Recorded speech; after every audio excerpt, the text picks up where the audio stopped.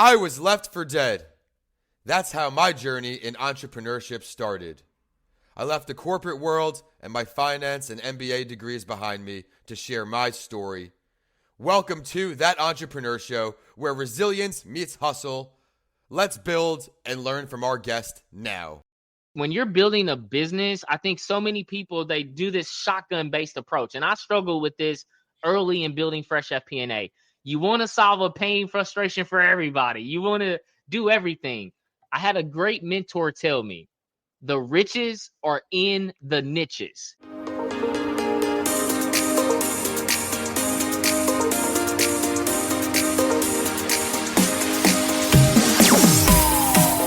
Here we go. We're here with our first live stream of the day. I'm sitting down with someone who's going to give us a fresh view on finance. It's an area we need as business owners, but we often can't afford, especially in the beginning, a full-time finance professional. Chris comes on as the CEO of Fresh FP&A, a fractional CFO and advisory services company. He's got a ton of experiences, bringing up to 70 million in revenue with some clients. So a lot of success here. Thank you for joining us here on That Entrepreneur Show. Hey, man, thanks for having me, man. Looking forward to this conversation, brother. I am as well. Everyone, he is a product of networking, cold networking, going out there, sending messages on LinkedIn that actually find a way through to the person you want to talk to. So don't give up on your networking efforts, and welcome to That Entrepreneur Show. Thank you for tuning in each week to keep the show a top 2.5% global show. I have so much fun recording each and every week, and today's show will be no different. Growing up on the west side of Indianapolis, now he's all the way here, making noise. Let's ask you a question. As a kid, young guy in Indianapolis, we'll get to if you were a Colts fan because you see the Jets hat. We'll talk football. Yeah. But did you ever own your own business as a kid? Was it something you always wanted? Yeah, man. So tell you a little bit about me growing up, man. I grew up from very humble background. It was just me, my mom, and my sister. Just for everybody, I grew up poor. I grew up poor on the west side. My mom worked every job. And for me, I think the entrepreneurship spirit started when I was younger. It started when I was actually in middle school. So this is like 6th, 7th grade. And I loved October, I love November, and I love December months. And this is the reason why I loved it. The reason why I loved October is because you had Halloween, right? And Halloween, I lived in a Section 8 like apartment place, and it was all these like houses and apartments around. And I would gather two friends of mine, and we would go trick-or-treating from like once we got out of school from 4 o'clock to like 2 a.m. in the morning. And we would go trick-or-treat. We get pillowcases full of candy. And one of my friends stayed at another apartment complex that had like a 24-hour clubhouse.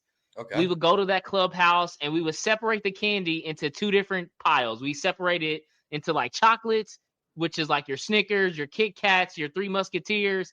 And then we separate it into candies, which is like your Jolly Ranchers and your Starburst. And it'd be three of us. And we would get probably like 120 Ziploc bags. And we would separate this candy, and it's 120. So, each person gets 40 bags. And we would take those 40 bags that we would get through trick-or-treat, and it'd be a mix of them. You have a chocolate bag, you have a candies bag, and you have like what we call like a mixed bag, which is chocolate and candies. We all get those. We split them amongst each other. And I would go to school that next week. And in between our 7-minute passing period, I will be selling this candy. And I'll be at my locker, and I'll be like, hey, you want chocolates? Here's $1. You want a mixed bag? That's going to be $2. And we would sell it.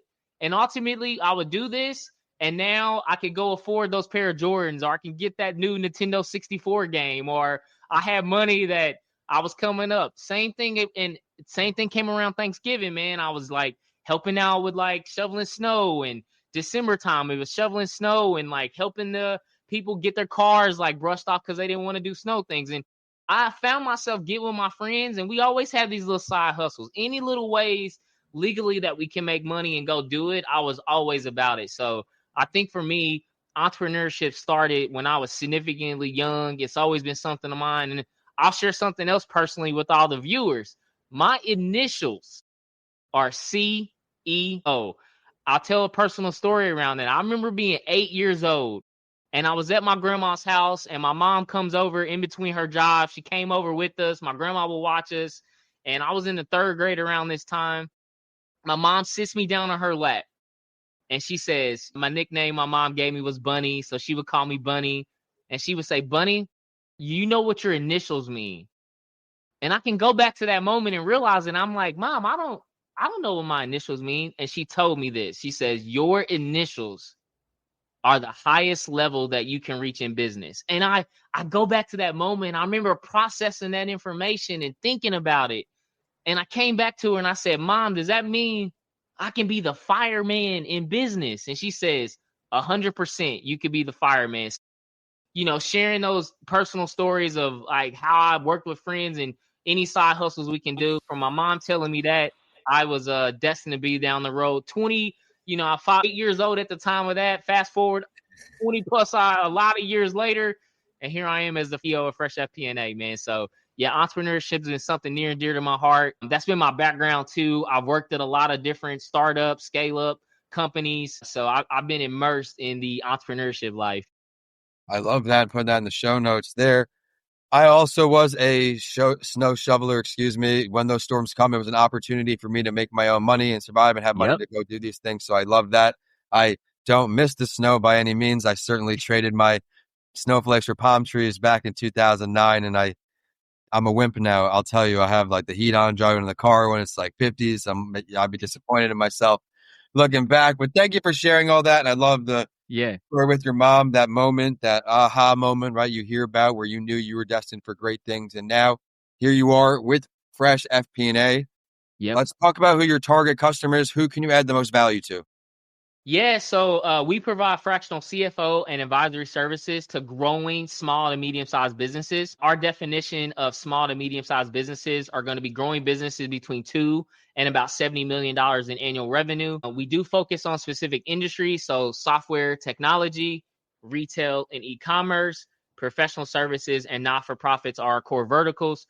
What we help CEOs, owners, and founders solve, we help give you the financial clarity, the confidence to grow your business, and financial predictability. So if you're struggling with that and you're a small to medium sized business and your bookkeeper's giving you your numbers, but you can't grow the future, you don't have the clarity that you need, you're looking for that financial partner and advisor to help you down your growth journey, whether that's 2 million to 5, 5 to 10, 15 to 20, 20 and upwards $1 million.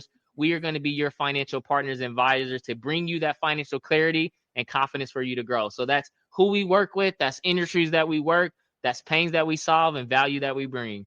I love it. What would you say when you have these clients come on, a very common mistake, if you will, that businesses are often making without realizing it when it comes to your expertise, your field? 100%. I think if every CEO, owner, and founder is going back and looking at this and you're running a growing SMB, there's two metrics that I would say take away and learn this and become intimately knowledgeable in your business. It's cash burn and cash runway. I always tell CEOs, owners, and founders, profits are a dream, cash is a reality. So who cares if you're doing your 5-year forecasting, your 3-year forecasting, if you can't make payroll this Friday, right? None of that matters. So breaking down cash flow, like cash burn, go no. And this is like looking at your bank accounts, man. If you got $100 in your bank account and at the end of the month you got $50, that means you burn $50 of cash, right? If you got $100 in your bank account and your end of the month is $120, you're not burning cash. You have a surplus of cash of $20. Know that intimately. Know your cash burn. The second metrics is runway, is saying if I know if I have $200 in my bank account and I'm burning $50 a month, 200 divided by 50, that means I have 4 months of cash runway. Know that intimately. The best place to start is all your bank transactions. Look at the hard numbers of cash, dollars in, dollars out. Where's that coming in from your customers? Is there opportunity to accelerate that? If you don't have sufficient runway, what are your investment opportunities you have? What lines of credit? What access to capital can you get? Same thing on the outflow side. Like, how can you delay? What do you have favorable terms around things? How can you float cash? If there's any CEO, owner, and founder, if there's two things to take away, know your cash burn, know your cash runway. That is one place that we fundamentally bring the financial clarity to these organizations, because a lot of times you're a growing business and you're like, Chris, I'm looking every Friday. The bank account is good. There's no worries in the business, right? Go know those. And then once you know those things where we can provide that benefit, we're going to help you set the strategy, the tactics, the metrics, the milestone, and execution for you to have the next 3 to 6 months to develop the framework and foundations of your business to grow and scale with confidence. So to me, those are the two things I see time and time again, man.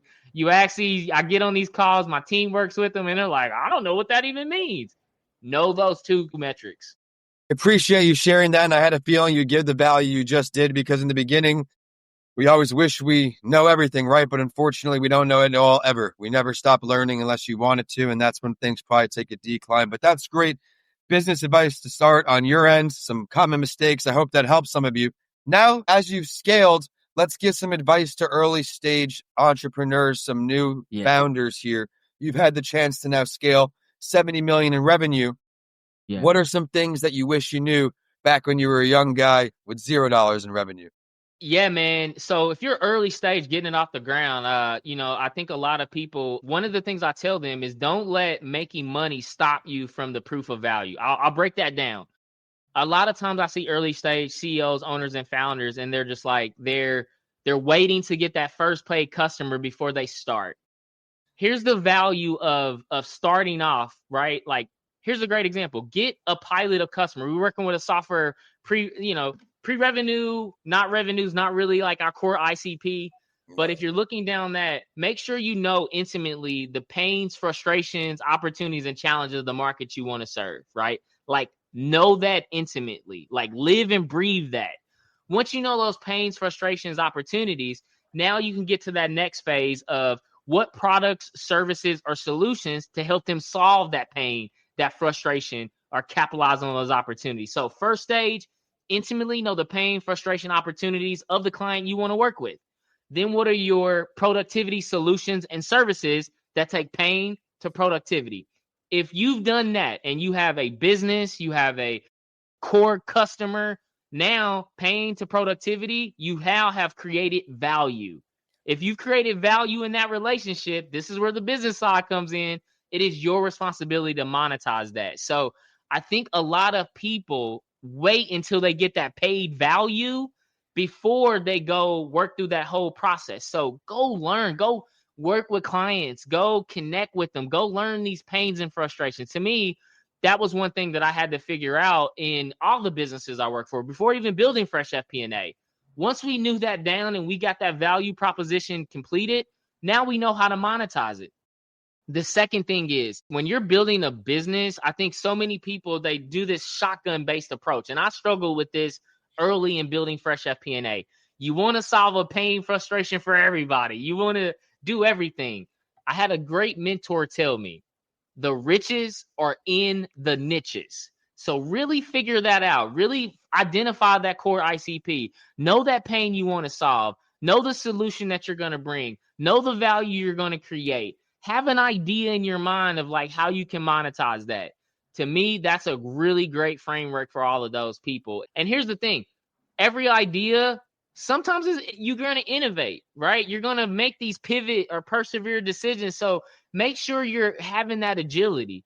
And there's no better agility that you can get on the feedback of your business, of the services you want to provide, than people that you're doing it for, right? So make sure you don't let your first paid client or your first paid customer prevent you from starting. And I will share my third tip for you.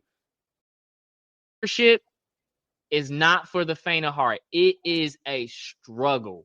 It is a process. I have days where I'm high. I have days where I'm like, man, am I going to be able to do this? The most important thing, and I take this from my background as an amateur boxer, right, is one thing I've learned through boxing, 5 years, I was an amateur boxer, had a lot of fights, is I learned to master my calmness during chaos. So when you're going down this journey, find your baseline of balance, man. You're going to have these ups and downs. You're going to have these swings of really great times. You're going to have these things where you're second guessing everything. Find your baseline. Enjoy the process that you're going through. So many entrepreneurs, they look for the result. They look for that paid client. They look for that growth. Learn to love the process, not to love the outcome. Love to learn the journey. Love to learn the process. find that intimacy of that pain, frustration, opportunity, and challenge. And man, go with confidence, man. I think those are all the things. If I had to go back and start completely over again, man, those are the things I would go back and really build on and focus on. Thank you for sharing all that, everyone. He has been lights out today. Make sure you stick around to the end of the show to find out exactly how to get in touch with him as well. We've covered a lot, but I still got so much to ask, but I have to circle back to the beginning. Are you a Colts fan? Are you a football fan? Yeah, man, definitely a football fan, man. I'm, the Colts, we're in an experiment right now. I go back to the Peyton Manning days, man, when I remember leaving when we won the Super Bowl and going downtown and just that energy of winning the Super Bowl with Peyton Manning and the team and being downtown. We've had some challenging years. I still think we're in a challenging period right now. Who knows what talent and this is a great example for entrepreneurs, right? You see that talent, you see that upside. But then it's also talent, where we seeing the ROI and what we're doing. Definitely at the quarterback position. I'm faithful in our Colts. I think we'll get it together. But we've got some decisions, some hard decisions to make. And that's what leadership is about, man. And I think we got one more year to figure out what the ROI and potential and realization of talent and actually output before we make some hopefully make some decisions. So I'm optimistic about the Colts next year.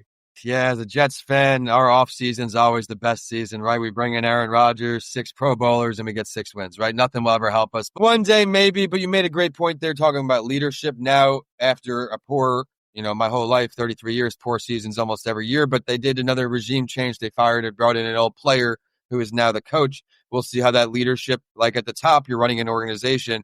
No one's perfect. You have to learn from experiences and always improve as a leader, but definitely great points there.